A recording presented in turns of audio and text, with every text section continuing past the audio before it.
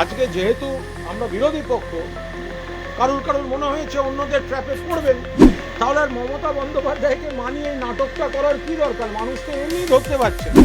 Speaker দিয়েছেন একটি দলের একজন বহিষ্কৃত বিধায়ককে, কেউ নির্দল বিধায়ক নন, তারা তৃণমূল কংগ্রেসের প্রার্থী, মমতা বন্দ্যোপাধ্যায়ের প্রার্থী, তৃণমূল প্রতীকের প্রার্থী। যারা মুখে বলছে মমতা ব্যানার্জিকে মানি, আবার তারা শোভনদেব চট্টোপাধ্যায়কে মানে নেয়, মানে কি? গোটা দিন যেতে দিন, দল ঠিকঠাক জায়গায়। মমতা বন্দ্যোপাধ্যায় মানে তৃণমূল, আর তৃণমূল মানে মমতা বন্দ্যোপাধ্যায়। স্পিকার দিয়েছেন একটি দলের একজন বহিষ্কৃত বিধায়ককে, দিয়েছেন, অনৈতিক কাজ করেছেন, কিন্তু এখন ওনাদের সরকার আছে, ওনারা করেছেন। আর যারা এসবের মধ্যে আছেন তাদের মধ্যে অধিকাংশ দুটো জায়গাতেই সই আছে, ফলে তারা নিশ্চয়ই জানেন যে দুটি জায়গায় সই মানে সেটা আপনারা দুটি তালিকাতেই সই করেছে। দ্বিতীয় হচ্ছে শোভনদেব চট্টোপাধ্যায়। যদি কেউ বলেন মমতা বন্দ্যোপাধ্যায় আমাদের নেত্রী, আমরা মমতাদিকেই মানি, তাহলে মমতাদি যখন শোভনদেব চট্টোপাধ্যায়কে বিরোধী দলনেতা বলেছেন, 10 বারের বিধায়ক, তৃণমূল কংগ্রেসের প্রথম দিনের প্রথম বিধায়ক বিধানসভায়, তাহলে তাকে মানব না? তাহলে আর মমতা বন্দ্যোপাধ্যায়কে মানিয়ে এই নাটকটা করার কি দরকার? মানুষ তো এমনি ধরতে পারছেন যে কি কাদের চাপে, কিসের চাপে হচ্ছে। যদি মমতা বন্দ্যোপাধ্যায়কেই মানি শব্দটা কেউ বলেন, তাহলে শোভনদেব চট্টোপাধ্যায়কে মানলেন না কেন? 10 বারের বিধায়ক মানলেন না। যারা করেছেন এলাকার মানুষ তারা দেখবেন, কেউ নির্দল বিধায়ক নন, তারা তৃণমূল কংগ্রেসের প্রার্থী, মমতা বন্দ্যোপাধ্যায়ের প্রার্থী, তৃণমূল প্রতীকের প্রার্থী, মমতা বন্দ্যোপাধ্যায়ের ছবি দেখিয়ে ভোট জেতা প্রার্থী। মমতা বন্দ্যোপাধ্যায় মুখ্যমন্ত্রী হলে এদের অনেককে মন্ত্রিসভায় দেখা যেত বা লবি করতেন। আজকে যেহেতু আমরা বিরোধী পক্ষ, কারুর মনে হয়েছে অন্যদের ট্র্যাপে পড়বেন, একজন দুজন লোভী লোক তার মধ্যে গেছে, কিন্তু শোভনদেব চট্টোপাধ্যায়ের সঙ্গে অন্য নাম তুলনা হতে পারে? তৃণমূল কংগ্রেসের প্রথম বিধায়কের নাম শোভনদেব চট্টোপাধ্যায়, 10 বারের বিধায়ক। তাকে যারা মুখে বলছে মমতা ব্যানার্জিকে মানি, আবার তারা শোভনদেব চট্টোপাধ্যায়কে মানে নেয়, মানে কি? মমতা দিও তাকে রেসপেক্ট করেন। তার নাম দিয়ে যে চিঠি জমা পড়েছিল সেটাই সই জাল রয়েছে, সিআইডি তদন্ত চলছে, অভিযোগ সই জাল।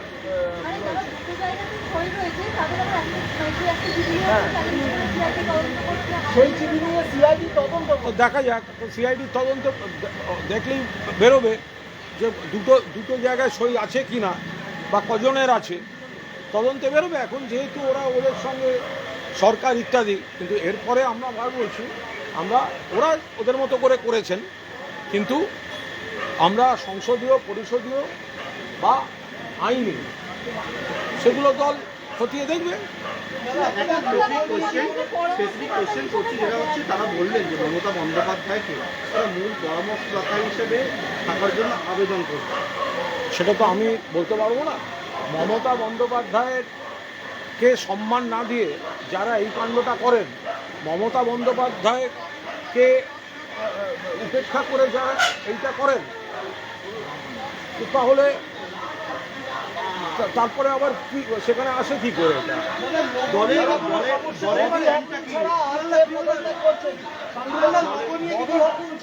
মানে মেয়র বা এইরকম পদে আর কে পদত্যাগ করছেন বা পারমিশন, এটা বলতে পারবো না, এটা একেবারেই বলতে পারবো না। কারণ ফিরহাদ হাকিম, মাননীয় মেয়র, তিনি কিন্তু নিজে থেকেই ইস্তফা দেওয়ার অনুমতি চেয়েছিলেন মাননীয় দলনেত্রীর কাছে। তিনি বলেছিলেন যে কাজ করতে দেওয়া হচ্ছে না, আমি সম্মানজনকভাবে বেরিয়ে যেতে চাই। মমতা বন্দ্যোপাধ্যায় বারণ করেছিলেন, কিন্তু তারপরে বলছেন ডিফাউন্ড করে দিচ্ছে। থেকে কী করবো? এরপর আরও অসম্মান হবে, আমরা সম্মান নিয়ে বেরোতে চাই। তারপর আজকে নবান্নে যে বৈঠক হয়েছে, সেখানেও স্পষ্ট ইঙ্গিত বলা হয়েছে যে কলকাতা পুরসভা তো কার্যত ডিফাঙ্ক্ট। তো তারপরে মমতা বন্দ্যোপাধ্যায় যেহেতু ফিরহাদ হাকিম একটা সম্মানজনক এক্সিট চান, মমতা বন্দ্যোপাধ্যায়কে আবেদন করেছিলেন। আর যখন রাজ্য সরকার কাজ করতে দিচ্ছে না এবং মেয়রকে এড়িয়ে কমিশনারকে দিয়ে কাজ করা হচ্ছে ডিফাঙ্ক্ট, তখন মমতা বন্দ্যোপাধ্যায় ফিরহাদ হাকিমকে ইস্তফা দেওয়ার সম্মতি, মানে তার আর্জিতে সম্মতি দিয়েছে। একটা হচ্ছে লোগো নিয়ে কি আপনাদের কোনো সমস্যা হতে পারে, 2 নম্বর হচ্ছে আচ্ছা, এটা আমি যদি কিন্তু নিয়ে কোনো মন্তব্য করতে পারবো না। আমরা এইটুকু জানি মমতা বন্দ্যোপাধ্যায় মানে তৃণমূল, আর তৃণমূল মানে মমতা বন্দ্যোপাধ্যায়। এটা আমরা নয়, সারা বাংলা, সারা ভারত, গোটা বিশ্ব জানি। এখন যদি তার মধ্যে থেকে কেউ কেউ অন্য রাষ্ট্রীয় শক্তির অপব্যবহারের চোটে কোনো কারণে একটা সমীকরণগত পরিস্থিতি তৈরি করে, আজকে ফোনের পর ফোন বন্যা বইছে এখানে, বিভিন্ন জেলা থেকে, ব্লক থেকে, বুথ থেকে আমরা দিদির সঙ্গে আছি। কে চলে গেল নিজেদের, তার সঙ্গে প্রকৃত কর্মীদের যারা তাদের জিতিয়েছে কোনো সম্পর্ক নেই। ফলে সংখ্যা আপাত দৃষ্টিতে যাই দেখাক, বাংলার কর্মীরা মমতা বন্দ্যোপাধ্যায়ের সঙ্গে, এবং আমরা মমতা বন্দ্যোপাধ্যায়ের সঙ্গে আছি। সবটা আমি এখানে তো বলতে পারবো না, দল পুরোটা খতিয়ে দেখছে। এবং এই যে একটা আমরা যেটা চিঠি দিয়েছি, সেই চিঠিগুলো তো আমরা সংবাদ মাধ্যমে দেখিয়েছি।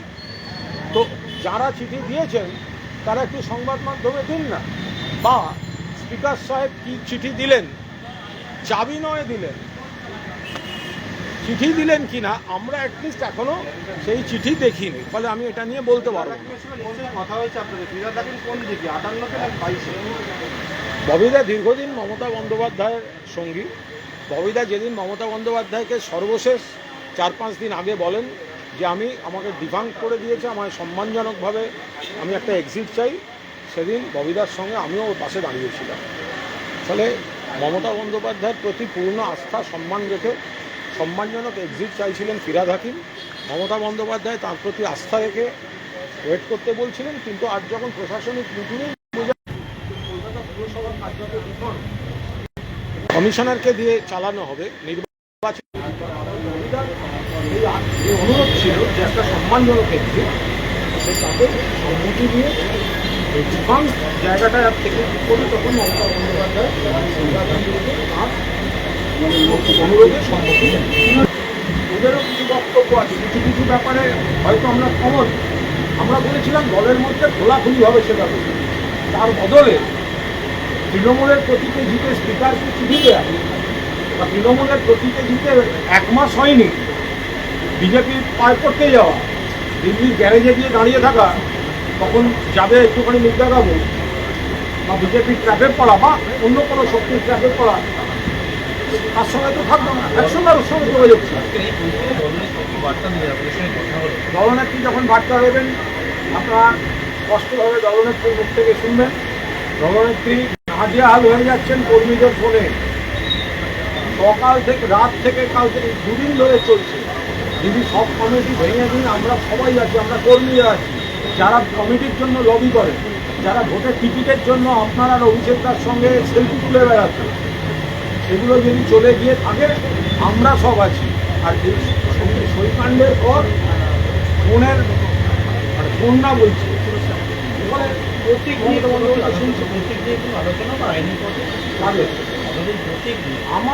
আমরা তো একটা কেন নিজেদের দলের তো আছে 22 প্রতীকে, তো ওদের তো 22 ছাড়া কোন প্রতীক, 22 প্রতীক। এবার যারা ওখানে সঙ্গে গেছে একই 22-এ সবে 22 প্রতীকে হবে, 22 পার্টি। হ্যাঁ, কিলো সিম্বলের দল। বিরোধী দল হিসাবে আপনাদের তো ভোট থাকছে না কিছু, তো কিভাবে আপনারা বিরোধিতা করবেন? কিসের বিরোধী দলের তকমা? ওটা তো অ্যাসেম্বলির মধ্যে কিছু সংখ্যার গল্প, একটা আপাত দৃষ্টি।